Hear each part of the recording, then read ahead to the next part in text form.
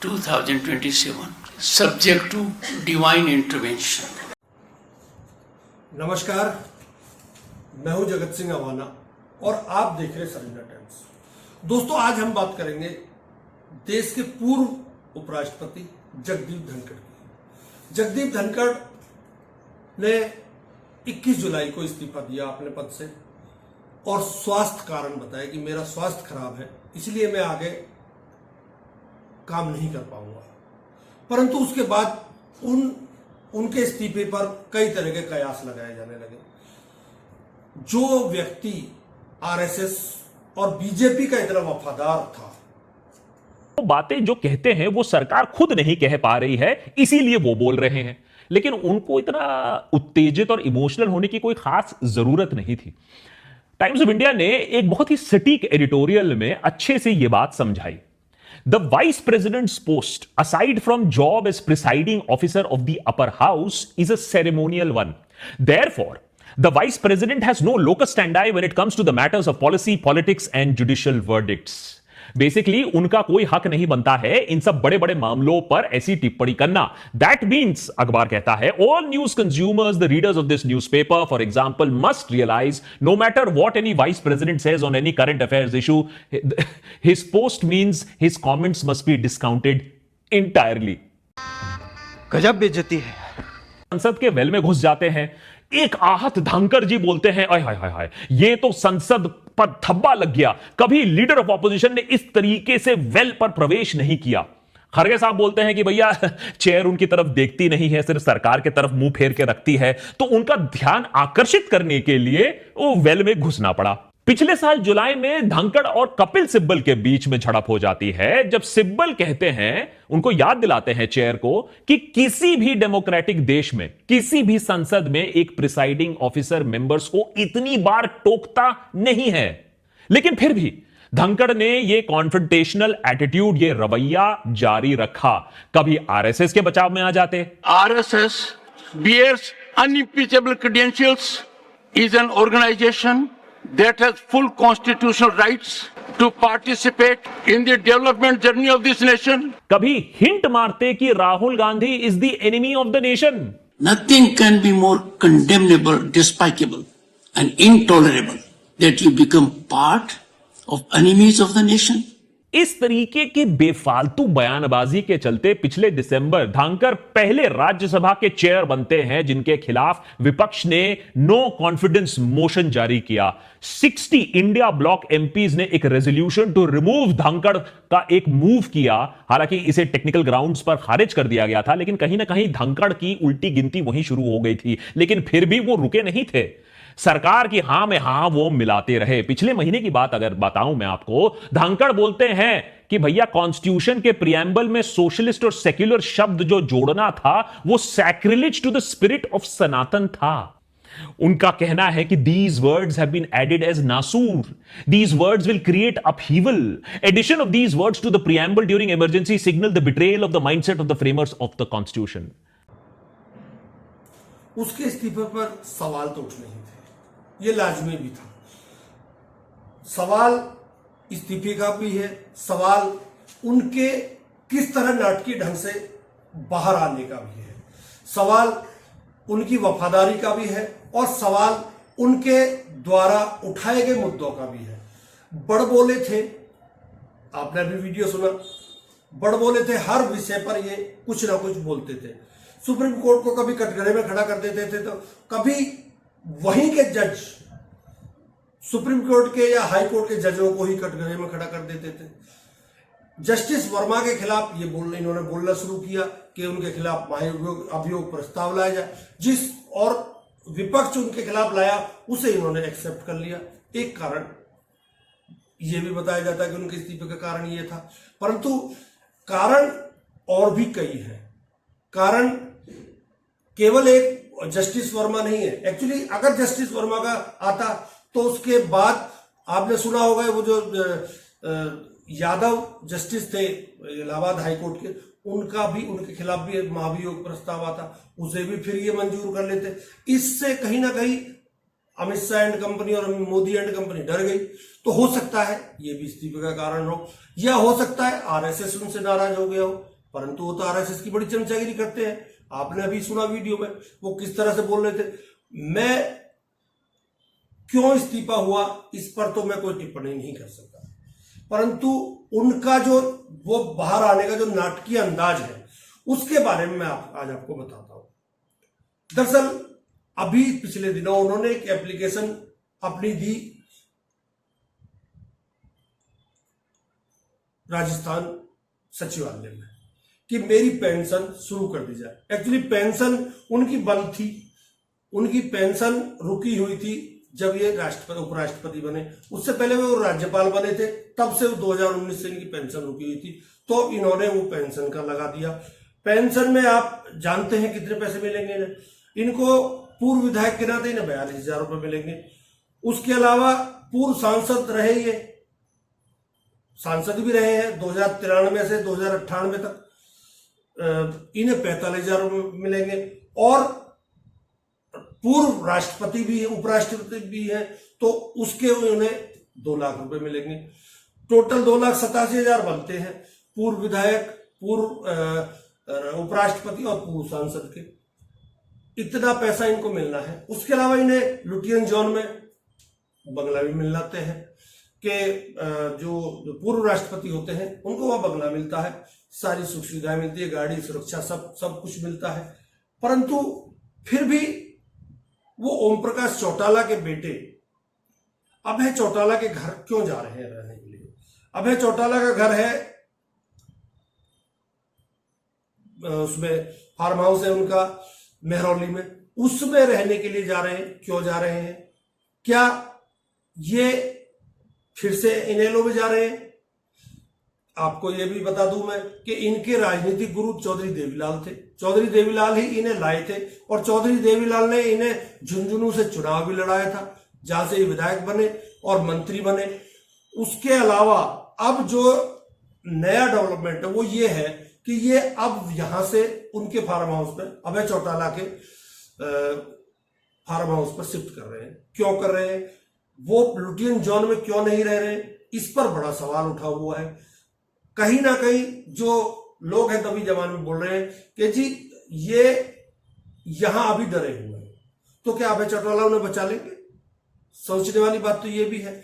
वहीं दूसरी तरफ अगर आप देखें तो उनका राजनीतिक कैरियर 1989 से 1991 वो झुंझुनू से सांसद रहे थे, उस समय कांग्रेस के सांसद थे। उसके बाद धनखड़ साहब ने 1993 से 1998 तक किशनगढ़ सीट से कांग्रेस के टिकट पर ही ये विधायक रहे थे। उसके बाद आप ये याद करिए कि उसके बाद इन्होंने बीजेपी ज्वाइन की। बीजेपी में आरएसएस की तारीफ करते हैं, आरएसएस वाले इनको बड़े आदर्श पुरुष लगते हैं। आरएसएस के चक्कर में ये विपक्ष को भी गलियां देते थे। आपने वो क्या है मल्लिकार्जुन खड़गे का और उनका की बहस सुनी होगी। पूरी दुनिया में हमारी शिक्षा प्रणाली की क्रेडिबिलिटी खतरे में पड़ जाएगी। हर डिग्री पर संदेह होगा और हर डिग्री को लोग संशय के दृष्टि से देखेंगे। तो इसलिए इस जो 10 साल में आपने शिक्षण प्रथा भी शुरू की है, आपने बोले तो सर आप मत समझिए, सरकार को बोल रहे सर।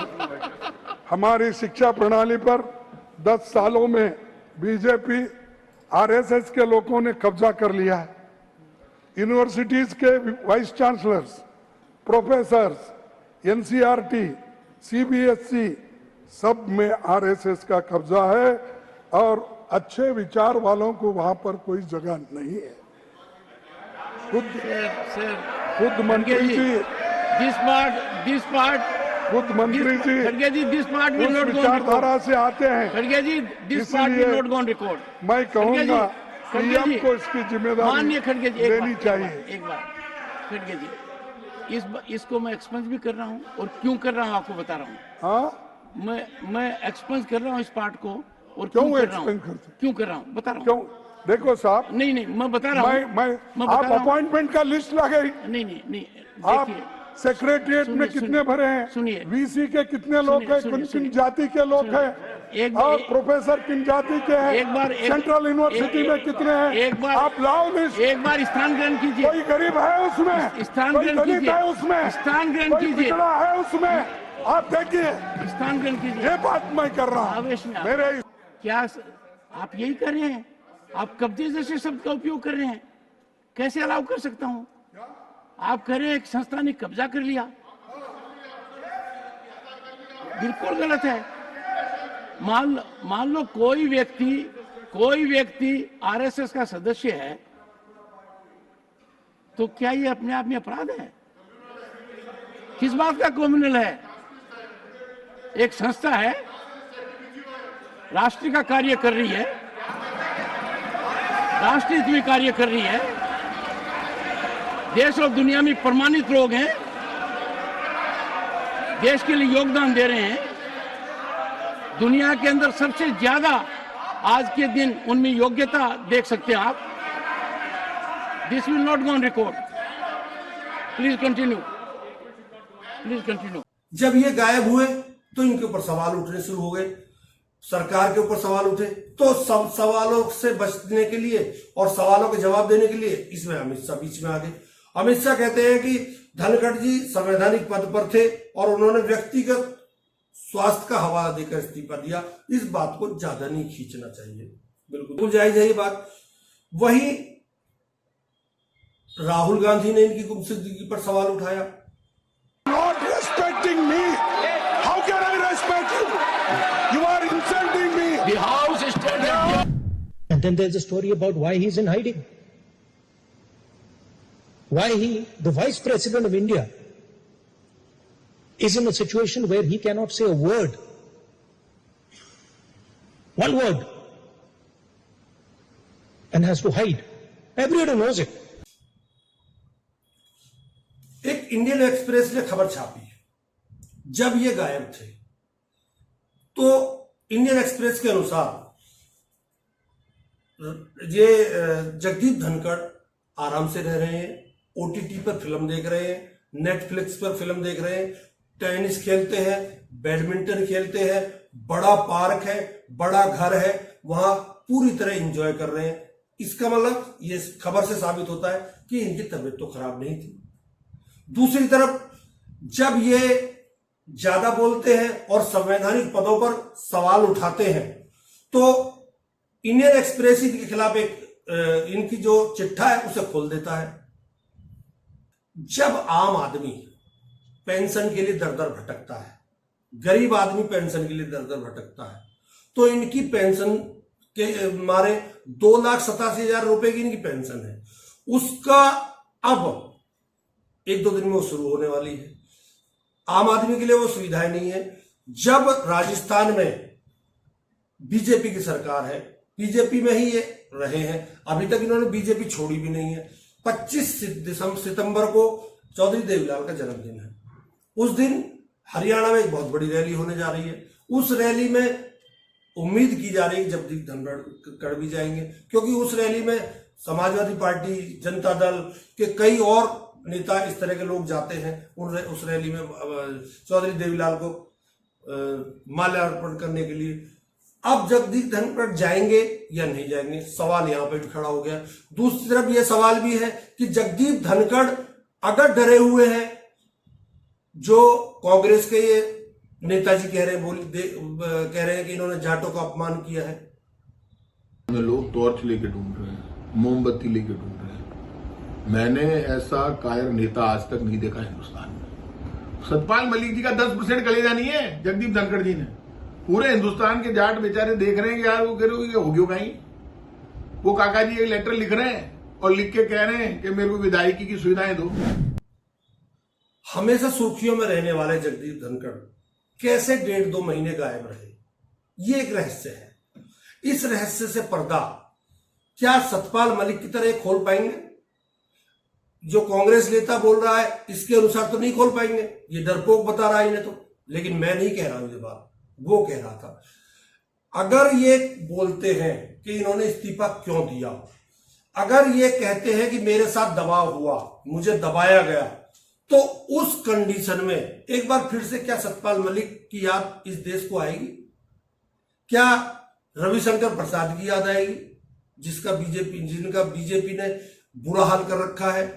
प्रकाश जावड़ेकर गायब हो गए, डॉक्टर महेश शर्मा मंत्री हुआ करते थे, वो सांसद है केवल, अनुराग ठाकुर, उसके अलावा राजीव प्रताप रूडी जो अभी अमित शाह के आदमी संजीव बालियान को जीतकर हराकर उसके कॉन्स्टिट्यूशन क्लब के अध्यक्ष बने हैं, उसके अलावा मुख्तार अब्बास नकवी है, स्मृति ईरानी है, जो इस पैटर्न पर ही गायब हुई हैं जिस पैटर्न पर जगदीप धनखड़ गायब हुए हैं।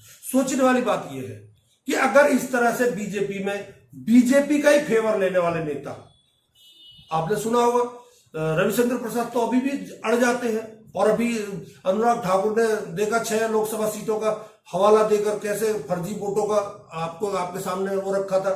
मैं इस बात से बिल्कुल इत्तेफाक नहीं रखता कि बीजेपी किसी नेता को आगे बढ़ने देना चाहती है। मैं ये जानता हूं कि जो आगे बढ़ेगा या जो मुखर हो जाएगा, आपने देखा जगदीप धनखड़ का, जगदीप धनखड़ चाहे जरूरत हो या ना हो हर मुद्दे को इशू बना देते थे। सुप्रीम कोर्ट को भी इन्होंने कटघरे में खड़ा कर दिया था, हाई कोर्ट को भी इन्होंने कटघरे में खड़ा कर दिया था, यहां तक कि विपक्ष को ये बोलने नहीं देते थे। अब विपक्ष इनकी पैरवी करने पर तुला हुआ है। ये बड़ा अजीब है राजनीति का खेल। इस राजनीति के खेल को जितना कोई समझेगा उतना ही उसमें धंसता चला जाएगा, और धंसने का मतलब यह है कि वो दलदल है, उस दलदल में जो धंसेगा वो फंसेगा। अब जगदीप धनखड़ क्या करेंगे? 25 तारीख तक का वेट करेंगे, 25 सितंबर तक का, या बीच में कुछ सामने आएंगे, प्रेस के सामने आएंगे या किसी को अपना इंटरव्यू देंगे, ये तो आने वाला वक्त बताएगा। परंतु उनकी रहस्यमयी जो गायब है उसका रहस्य आज भी बना हुआ है। जो रहस्यमयी तरीके से वो गायब हुए वो बना हुआ है। वो कैसे खुलेगा, क्यों इस्तीफा दिया, किसके दबाव में इस्तीफा दिया, किसके लिए उन्होंने इस्तीफा दिया, ये आने वाला वक्त बताएगा। अगर धनखड़ साहब ने थोड़ा सा भी मादा अपना दिखाया तो। खैर, सब चीजें हैं, वो हमारे माननीय थे, एक भारत के दूसरे नागरिक थे, उनके बारे में मैं इससे ज्यादा कुछ कह भी नहीं पाऊंगा। वीडियो अच्छी लगी हो तो कृपया शेयर करें, सब्सक्राइब करें। बहुत बहुत धन्यवाद, नमस्कार।